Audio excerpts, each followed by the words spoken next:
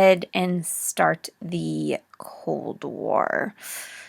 Brr, it's going to get chilly. Okay, so get your notes out. This is actually going to start, I kind of start splitting up my units now into the presidencies. So when we go through the Cold War, I'm going to be honest with you, it's going to be like forever.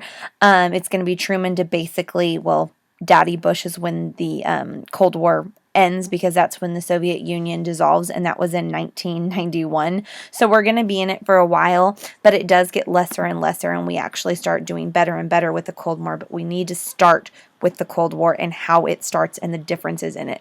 So what I want you to do is get your notes out. I want you to grab them, and I want you to follow along. And one thing I am absolutely, positively, 100% going to say to you is when you are watching these videos, commit to it.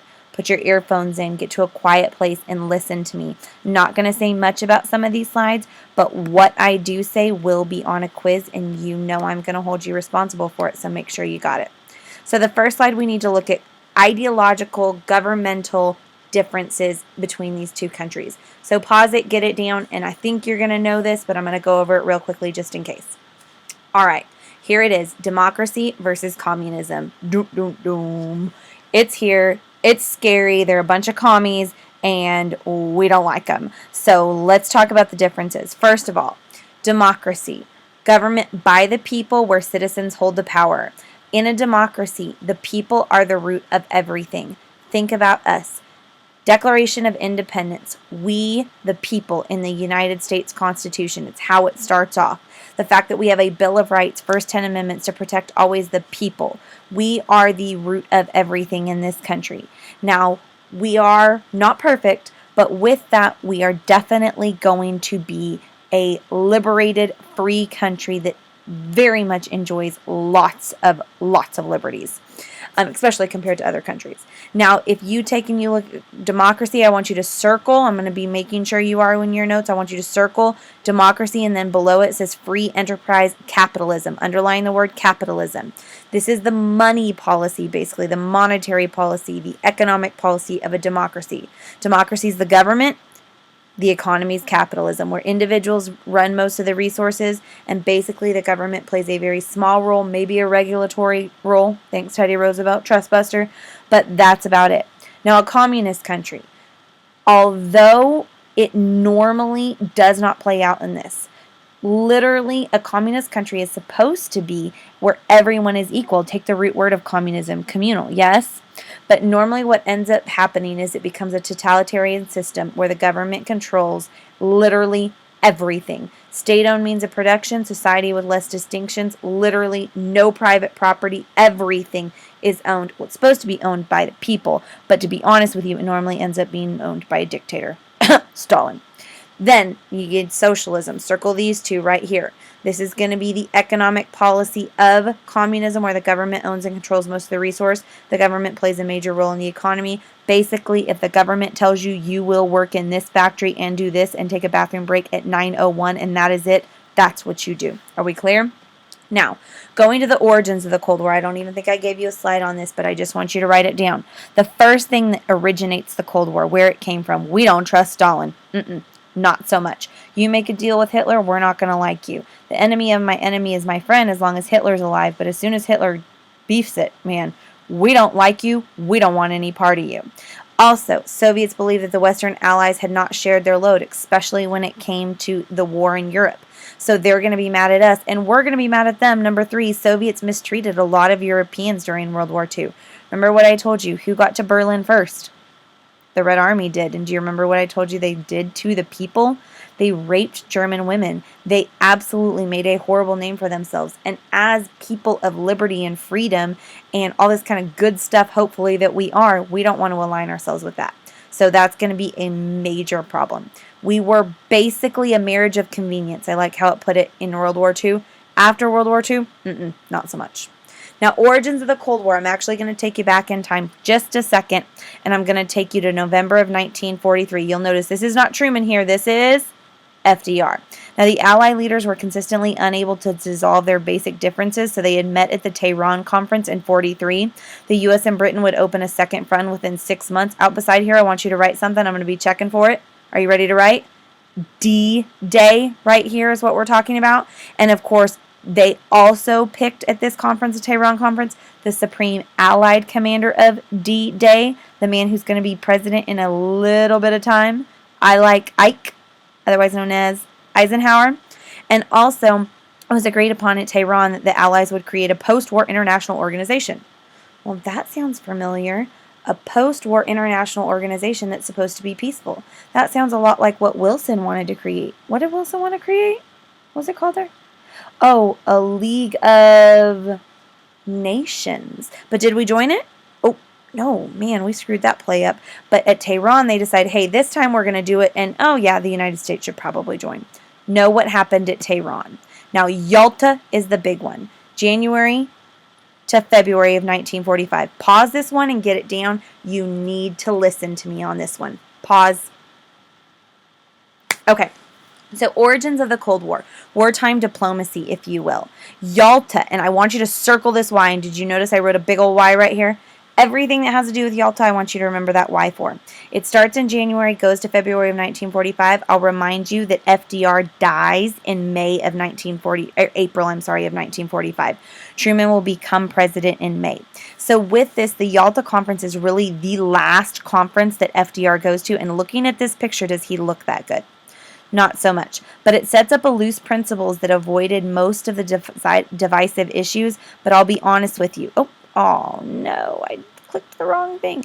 At Yalta in particular, you're going to have the division of Germany, underline that right there, and the city of Berlin into 4 zones of occupation that would become the Allied properties, if you will. So Germany lost World War II, obviously. Sorry, stinks for you. Hitler didn't make it. But with that, we now have tons and tons and tons of land that was Germany's, and now we need to find something to do with it, just like after World War I. So what we decide to do is we take Germany and Berlin and we basically cut it up like a pizza pie. Basically, we say 4 zones, shoop, shoop, shoop, and 1 zone goes to the Stalin, 1 zone goes to the U.S., 1 zone goes to France, yeah, they get some too, and 1 zone goes to Churchill.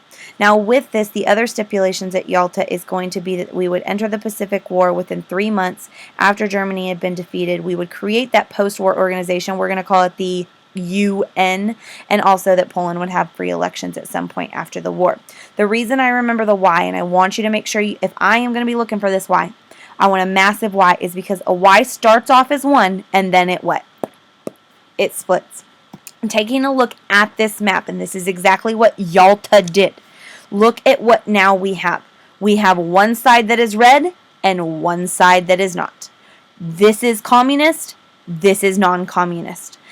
This split up, if you will, Germany. And also, one thing I want to show you is this little itty bitty city right in the middle of East Berlin, or is East Germany, Berlin. We're actually going to take and we're going to cut Berlin in half. And I bet money you already know what's going to be built along that line right there, the Berlin Wall. Okay, but with that, now you have 2 different areas in Europe with 2 different places with 2 different governments. Going to be a lot of a problem in a little bit. The other thing I'll point out is that Berlin is solidly in communist side, and a little bit of non-communism is going to be in a lot of communist area. It's going to become a massive target. You might just want to look at it. Here's the occupation zones right there. Berlin is in Russia's portion. Then you have Irish portion. Then you have France. They kind of got screwed. Then you have Great Britain. Okay? Now with that, I did say that we formed the United Nations. Pause this. Get it down. Okay, so the United Nations is that Security Council. I'm going to be honest with you. You want to know what you should write outside the United Nations? What was the United Nations a long time ago when it was dreamed up by Wilson? The League of Nations. It's a General Assembly. Its entire purpose, I want you to highlight, I want you to circle, I want you to star, International Court of Justice. Basically, this is put in place so that I talk to you instead of killing you or fighting you. You'll notice that actually the United Nations flags, it's blue for peaceful. And also, I don't know if you remember, what is this branch right here? It symbolizes peace. It's an olive branch. It was put in place April 1945. Actually, the United Nations building. Ooh, good quiz question. Ooh, you ready for this? United Nations building actually is in New York City. And if you go to New York City and you visit the United Nations, the second you step foot on the building's property, you are no longer in the U.S. It's international law. Or international, place. Now, Truman is president, right? Okay, so what we need to do is we need to get down this slide. We need to talk a little bit about what he does at home. Although it's not going to be massively important, his foreign policy is way more important. So pause this, get it down. Okay, so Truman at home. The first thing I want you to start is Truman's fair deal. Well, that sounds familiar. We've had a square deal that was equal for everybody. We've had a new deal. Now it's Truman's fair deal.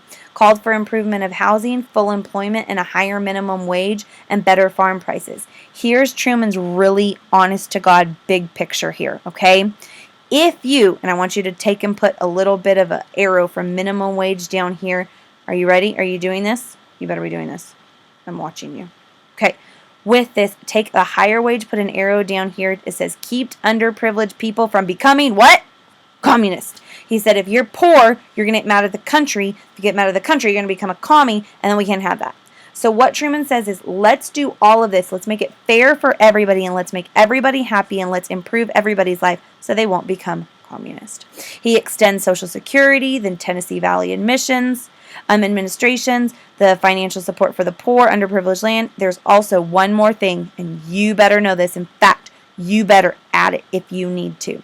In 1948, Truman signs Executive Order, that means he signed it, 9981. 9981. Say the numbers. What is it? 9981. Ordered the integration of the armed forces shortly after World War II, a major advancement in civil rights. Thank you. Who were the aviators in World War II in European theater? Tuskegee Airmen. Thank you, Harlem Hellfighters. Thank you, Dory Miller, that was awarded the Medal of Honor for his service on the USS Arizona, or a medal for his service. All those people who've been fighting for it, it is now here. The U.S. military is integrated. Good job. Civil rights is a-coming. Now, there's one more that we need to talk about before we kind of wrap this up. The Potsdam Conference. Pause it, and then get this down. Okay, Potsdam Conference. Listen up closely. This is July and August of 1945. So he was here. There he is, Truman. First conference of his. This is what is decided. Reparations. Stalin would be given 25% of West Germany industry. Not East Germany, West Germany industry, because he had literally fought most of the European war on the Eastern Front on his own. That Nazi leaders would be tried as war criminals in Nuremberg. Oh, awesome. Massive amount of justice. That's really, really awesome. So Nazis aren't just going to get away with it. That Poland would have free elections. This is the second time we've heard this. Apparently, it's a big deal. Japan would unconditionally surrender. And by the way, it was also decided that Stalin would enter into the Pacific War 3 months after this if he was needed. By that time, it won't be needed because you and I both know on August 6th and 9th, we drop what on Japan? The atomic bomb. And also at Potsdam, we're going to, and you might want to highlight this because this is a little bit of a foreshadowing, if you will. Korea will be temporarily divided at the 38th parallel. But if you know your history, was Korea temporarily divided? No, that's right. It's still divided today. So that's going to stick. Now, one last thing. I think we can fit it in. In 1946, right after Truman takes office, Churchill comes to the United States, and he actually gives another foreshadowing speech, if you will. He actually gives a speech in the United States, kind of interesting, that is going to become a phrase and a symbol of the Cold War. He refers in this speech to the Iron Curtain that has descended upon Europe. And if you take a look at this map very closely here, this shows, in fact, the red line is the, what does that say? Iron Curtain. He said that the Soviet had literally made an Iron Curtain that split up communist Europe, Eastern Europe, from non-communist Western Europe. And this symbol becomes phrase becomes a symbol of the Cold War. You'll notice it starts up here right next to Berlin, goes all the way through Germany, then down here through all the way through through Yugoslavia, and then all the way down. You'll notice that Turkey and Greece are the only two non-communist, or we're going to find out they're going to be called NATO countries, on the other side of the Iron Curtain, which is going to make them targets. Also, a little bit of Berlin is going to be a massive target because it's non-communist inside a communist. But this Iron Curtain becomes one of the, not technically visual dividers, but we know that an Iron Curtain cannot be moved. It is a curtain made of metal, so it's going to be a symbol. The other symbol, of course, that divides is going to be the Berlin Wall, but we haven't gotten there yet. All right, that is it for part 1. I hope you enjoyed it and you're not too cold. Haha.